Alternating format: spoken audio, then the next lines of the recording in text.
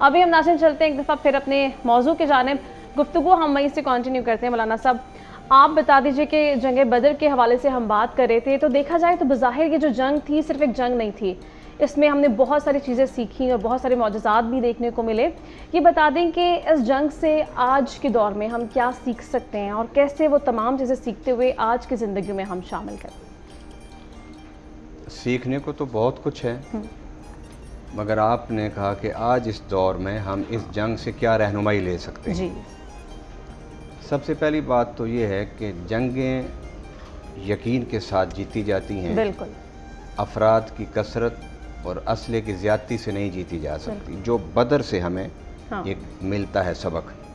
और कुरान पाक में भी है, कम मिन फ़िअतिन कलीलतिन गलबत फ़िअतन कसीरतन बिइज़्निल्लाह, कि छोटे लश्कर बहुत सारे बाद दफ़ा बड़े बड़े लश्करों पर गलबा हासिल कर लेते हैं बिइज़्निल्लाह, अल्लाह के इज़्न से, उसके हुक्म से। यहाँ पर एक बात ये ज़हन में रखनी चाहिए कि बदर का जो मार्का है, इसको सामने रखते हुए हमें यकीन का सबक तो ले लेना चाहिए, एतमाद का सबक भी लेना चाहिए, तवक्कल का सबक भी लेना चाहिए, मगर उसके साथ साथ कुछ और हकीकतें हैं जिन्हें समझना बड़ा ज़रूरी है आज इस दौर में। वो इसलिए कि मैं आज के आपके इस लफ्ज़ को वजाहत कर रहा हूँ कि आज के इस दौर में हमें क्या सबक हासिल करना है।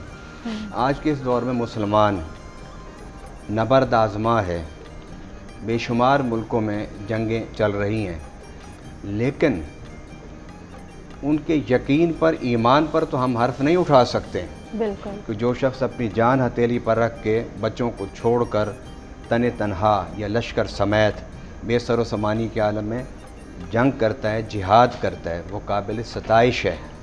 मगर इसके साथ ये भी देखना चाहिए ना कि रसूलुल्लाह सल्लल्लाहु अलैहि वसल्लम ने जो बदर की जंग की थी, वो बहसीयत सरबराह रियासत के की थी। जी। गरोहों का जिहाद, इस्लामी जिहाद कहना बड़ा मुश्किल है। ऐसे ही है। रसूलुल्लाह सल्लल्लाहु अलैहि वसल्लम ने मक्का में कोई जिहाद नहीं किया, बर्दाश्त किया, सब्र किया। जब मदीना की रियासत कायम हुई तो वो रियासत के ख़िलाफ़ उठ कर आए, तो हज़ूर सल्लल्लाहु अलैहि वसल्लम ने बैसियत सरबराह रियासत के फ़ैसला किया कि अब वो इस घुमंड में आ रहे हैं कि ये तो तादाद में थोड़े हैं, हम इन्हें मिटा देंगे। और वाकई वो तादाद में असले में बहुत ज़्यादा थे, वो मुसलमानों को मिटाने की नीयत से आ रहे थे। इसलिए कुरान पाक में रब्बुल आलमीन ने बदर के मार्का में किताल, एक लफ्ज़ किताल है इस्लाम में, एक लफ्ज़ जिहाद है। जिहाद का लफ्ज़ बड़ा वसी है, वो पढ़ाना भी जिहाद है, समझाना भी जिहाद है, तलवार उठाना भी जिहाद है, सब्र करना भी जिहाद है, नमाज़ पढ़ना भी जिहाद है, रातों को शब बेदारी करना भी जिहाद है, कुरान की तिलावत भी जिहाद है।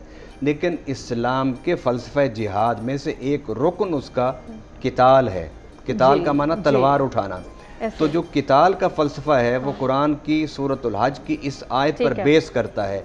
वो क्या आयत है? उज़िन लिल्लज़ीना युक़ातिलूना बिअन्नहुम ज़ुलिमू, कि तुम्हें इजाज़त दी जा रही है कि अब वो ज़ालिम तुम मज़लूमों को सफ़ा हस्ती से मिटाना चाहता है, और घबराओ नहीं, व इन्नल्लाह अला नस्रिहिम लक़दीर, अल्लाह तुम्हारी मदद पर कादिर है। अब इसमें जो चीज़ हमें सीखनी चाहिए वो ये कि हज़ूर सल्लल्लाहु अलैहि वसल्लम जब बदर के मैदान में उतरे थे तो उस वक़्त हज़ूर सल्लल्लाहु अलैहि वसल्लम के पास जो असले था और असले की जो नौइयत थी, वही नौइयत कुफ़ार के पास थी।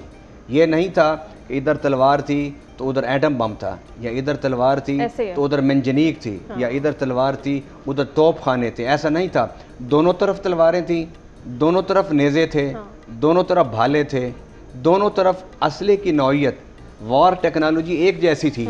तो मुसलमानों को यकीन और शौक़ शहादत के साथ साथ अगर जंग करनी है तो इस फ़लसफ़े को सामने रखना होगा कि वॉर टेक्नोलॉजी में उनके मुकाबिल में आकर फिर आपको जंग का आगाज़ करना चाहिए। अगर आप वॉर टेक्नोलॉजी में नीचे होंगे, फिर अगर आप जिहाद का और किताल का आगाज़ करते हैं तो उसमें फ़तह बड़ी मुश्किल हो जाती है। जज्बे का फ़र्क है, जज्बे शहादत जो है वो मुसलमानों का जो लश्कर था उसमें बहुत ज़्यादा था। मौजू पर मज़ीद ही बात करेंगे। अल्लामा साहब, बहुत सारे सवालात आपके लिए मेरे ज़हन में आ रहे हैं, आपको दोबारा शामिल गुफ्तगू कहते हैं। अल्लामा साहब, आपको एक दफ़ा शामिल गुफ्तगू के कर लें तो ये बता दीजिए कि कुरान करीम में भी ये आयत मौजूद है जिसका तर्जुमा कुछ यूँ है कि घबराओ मत, मैं अभी इनके दिलों में तुम्हारी हैबत तारी किए देता हूँ।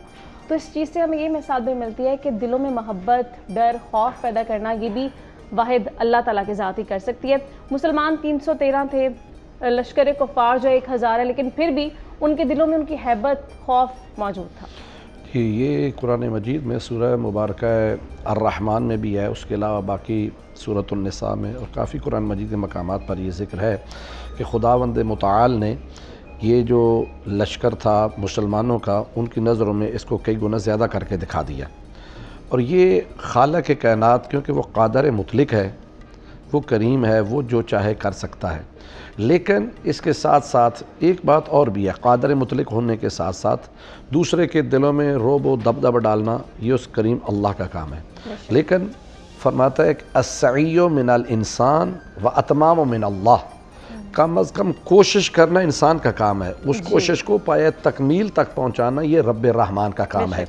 لیکن اب اگر یہ مجاہدین وہاں سے چلتے ہی نہ، میدان میں آتے ہی نہ، لیکن انہوں نے یہ کوشش کی، حکم خدا و رسول کو مانا، وہاں پر پہنچے، اللہ رب العالمین نے ان کے دلوں میں ان کا رعب و دبدبہ، جیسا کہ ابھی گفتگو مولانا صاحب فرما رہے تھے کہ دیکھیں کہ ان کے دلوں میں گھمنڈ تھا، غرور تھا، تکبر تھا مشرکین کے، کفار کے، کہ ہم تو اتنی تعداد میں ہیں، لیکن خداوند متعال نے ان کے غرور تکبر کو خاک میں ملا رکھا۔ اور یہاں پر جیسے ان کے دلوں میں کفار کو کئی گنا زیادہ دکھائے، مسلمانوں کے لیے کیا کیا کہ انہوں نے بھی تسلی دی کہ آپ حوصلہ رکھیں، انشاءاللہ ہم غیبی امداد کے ذریعے، فرشتوں کے ذریعے تمہاری مدد کریں گے۔ اور اس کے بارے میں ملتا ہے پھر جناب عباس بن عبد المطلب کو جب گرفتار کر کے لایا گیا تو ایک انصاری مرد نے کہا جی میں نے ان کو گرفتار کیا ہے، یا وہ کہہ رہے ہیں جی مجھے اس نے تو گرفتار نہیں کیا، میں نے یہ دیکھا کہ کوئی ایک خوبصورت سفید رنگ کا انسان تھا، شکل اور بہترین خوبصورت گھوڑے کے اوپر سوار تھا، مجھے تو وہ گرفتار کر کے لایا۔ وہ انصاری کہتا ہے کہ یا رسول اللہ گرفتار میں نے کہا، یہ کسی اور کہتا ہے نا، حضور علیہ السلام فرماتے ہیں تو بھی صحیح کہہ رہا ہے، یہ بھی صحیح کہہ رہا ہے، اس لیے کہ کوشش تو نے کی اس کو گرفتار کرنے کے لیے، لیکن اللہ رب العالمین نے تیرے ساتھ ایک فرشتے کو داخل کیا کہ جس نے تیری مدد فرمائی۔ اسی طرح اور بہت سے مقامات ہیں کہ جس وہاں پہ خداوند متعال، اور پھر ایک اور صحابی کہتے ہیں، بلکہ اس کے بارے میں ایک کافر کہتا ہے کہ جو بعد میں مسلمان ہو گیا تھا، وہ کہتا ہے جب جنگ بدر کے حالات بیان کر رہا تھا، کہتا ہے کہ میں بڑھ کے ایک پہاڑی کے اوپر جا رہا تھا، یا میں نے دیکھا کہ وہاں پر میں آگے بھاگ رہا تھا، میرے پیچھے کوئی انسان بھاگ رہا ہے، لیکن مجھے نظر نہیں آ رہا تھا، مجھے محسوس ہو رہا تھا میرے پیچھے کوئی آ رہا ہے، اور آگے آگے جناب علی وہ اسی طرح خوبصورت گھوڑوں کے ساتھ ہمارے اوپر چل رہے تھے۔ تو یہ قرآن مجید میں بہت سے مقامات پر، بلکہ ایک مقام پہ تو یہاں پہ ہے کہ ایک مجاہد کہتے ہیں کہ میں نے ہاتھ بڑھایا کہ میں وار کروں، میرا کافر جا رہا تھا، ابھی میری تلوار کے اور اس کے سر کے درمیان فاصلہ تھا، میں نے تلوار اٹھائی لیکن اس کا سر زمین پر آ گرا۔ تو اس کا مطلب ہے کہ وہ فرشتے ان کے ساتھ، مجاہدین کے ساتھ وہ مدد فرماتے رہے، اور یقیناً یہ خداوند متعال نے جو اپنا اسی وجہ سے حضور علیہ الصلوۃ بعد میں ارشاد فرمایا کہ جو اللہ نے وعدہ کیا تھا اپنے وعدے کو سچ کر دکھایا، اور مسلمانوں کو اس سے فتح حاصل ہوئی۔ اور یہاں پہ یہ ہے کہ اس جنگ میں جیسے میں نے پہلے گزارش کی کہ 70 کافر جو ہیں، اور اسے ملتا ہے کہ 35 کافروں کو اکیلے حضرت علی علیہ السلام نے فنار کیا، اور باقی 35 جو ہیں ان کے ساتھ 3 سے 5,000، بعد میں 3,000 روایت ہے فرشتوں کی، بعد میں 5,000 روایت ہے وہ بھی تھی، اور باقی جناب 311 صحابہ تھے، رسول خدا بھی تھے، انہوں نے 35 کو کیا، اور اکیلے حضرت علی علیہ السلام نے 70 کو واصل جہنم کیا۔